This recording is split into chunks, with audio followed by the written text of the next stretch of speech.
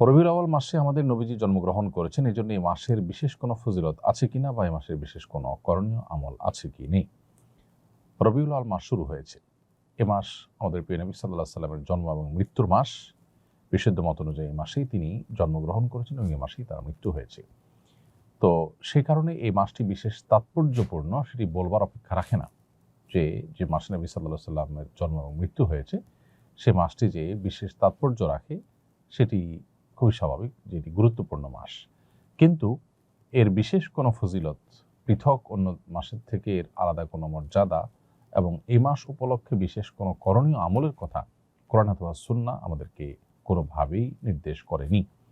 অতএব নবী সাল্লাল্লাহু আলাইহি সাল্লামের জন্ম মাস বা তার ওফাতের মাস হিসেবে এই মাসটি আমাদেরকে হয়তো নবী সাল্লাল্লাহু আলাইহি সাল্লামের কথা স্মরণ করিয়ে দেয়, তার দুনিয়াতে আগমনের কথা, তার ওফাতের কথা আমাদেরকে স্মরণ করিয়ে দেয়। কিন্তু তাই বলে এই মাস উপলক্ষে আমাদের কোনো করণীয় নির্ধারণ কোরআন হাদিস আমাদের জন্য করেনি। সেই জায়গা থেকে আমাদের এই মাসকে কেন্দ্র করে নিজেরা কোনো আমল বানিয়ে নিলে সেটি বরং বিদআতে পর্যবসিত হতে পারে, সেদিকটি আমাদের খেয়াল রাখতে হবে। রবিউল আউয়াল মাস উপলক্ষে বাইতুল মুকাররমে প্রতি বছর ইসলামী বইমেলা অনুষ্ঠিত হয়। নবীজির জন্ম মাস উপলক্ষে এ ধরনের আয়োজন এর শরীয়ী বিধান কি? এটা মৌলিকভাবে কোনো নাজায়েজ বিষয় না, বরং দিন চর্চার জন্য বিভিন্ন উপলক্ষ খুঁজে দিন চর্চা করা, দিন ইলম চর্চা করা, এটা কোনো খারাপ বিষয় না।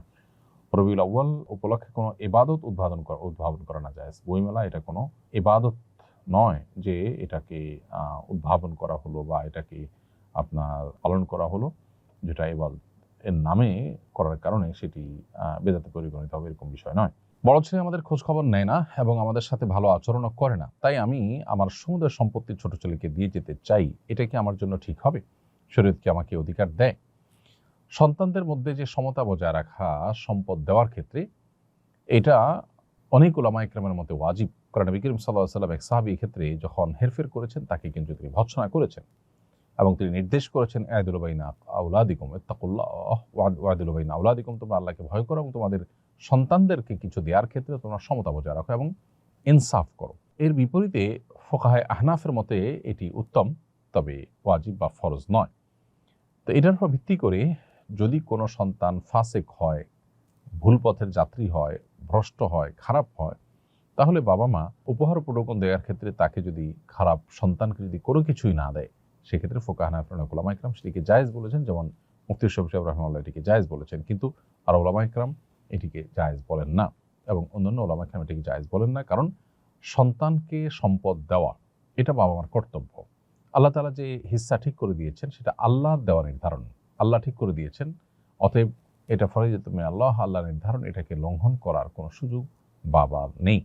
বাবা যেটি করতে পারেন সেটি হলো সন্তানদের মধ্যে কেউ হয়তো একটু বেশি ভালো, তাকে একটু উপহার দেওয়ার ক্ষেত্রে শুধু ভালো হওয়ার কারণে উৎসাহ দেওয়ার জন্য পুরস্কার স্বরূপ একটু বাড়িয়ে দিলেন, এটা সর্বসম্মতিক্রমে জায়েজ। কিন্তু সম্পূর্ণভাবে বঞ্চিত করবার এখতিয়ার আসলে বাবার বা মায়ের থাকে না। কারণ আল্লাহ এখানে নির্ধারণ করে দিয়েছেন, আল্লাহ তাআলা সম্পত্তি থেকে মাহরুম করবার অপশন রেখেছেন যদি কাফের হয়ে যায় সন্তান, মোরতাদ হয়ে যায় সেই ক্ষেত্রে। তা না হলে আল্লাহ তাআলা সে অপশন কিন্তু রাখেননি।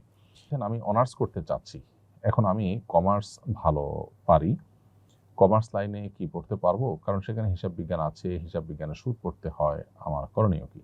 আমি এই পড়া শেষে কি হালাল চাকরি করতে পারবো?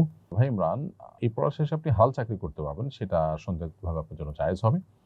আর সুদের হিসাব কষা টষা এই বিষয়গুলো যদি আপনি এই উদ্দেশ্যে শেখেন যে আসলে কি পরিমাণ সুদের চর্চা আমাদের শিক্ষার নামে আমাদের পাঠ্যপুস্তকে আমাদের শিক্ষা কারিকুলামে আছে সে সম্পর্কে আপনি জানলেন এবং এটার প্রতি আপনার ঘৃণা তৈরি হলো এবং অন্যদেরকে সতর্ক সচেতন করতে পারলেন, তাহলে সেক্ষেত্রে আপনি পড়তে পারেন। যদি আপনার উদ্দেশ্য হয় যে এটা শিখে আপনি সুদী প্রতিষ্ঠানে চাকরি করবেন, তাহলে সেটা আপনার জন্য নাজায়েজ হবে এবং গুনাহের কাজ হবে। এহরাম অবস্থায় ইচ্ছাকৃতভাবে সুগন্ধি ব্যবহার করা নিষেধ, কিন্তু কাবা শরীফের দরজার চৌকাঠ বা গায়ে সুগন্ধি লেগে থাকে, কেউ যদি অবশেষে দোয়া করার জন্য সেটা ধরে এবং তার হাতে সামান্য সুগন্ধি লেগে যায়, তাহলে এতে কোনো গুনাহ বা উমরার ক্ষতি হবে কিনা?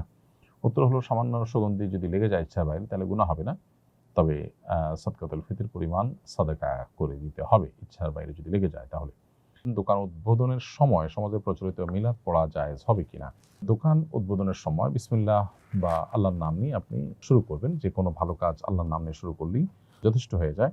এই ছাড়া আপনি দোকান উদ্বোধনের নামে যদি প্রচলিত মিলাদের আয়োজন করেন, তাহলে সেটা শরীয়ী দৃষ্টিকোণ থেকে কোনো বা জায়েজ কাজ হবে না, বরং বিদআতে পরিগণিত হবে।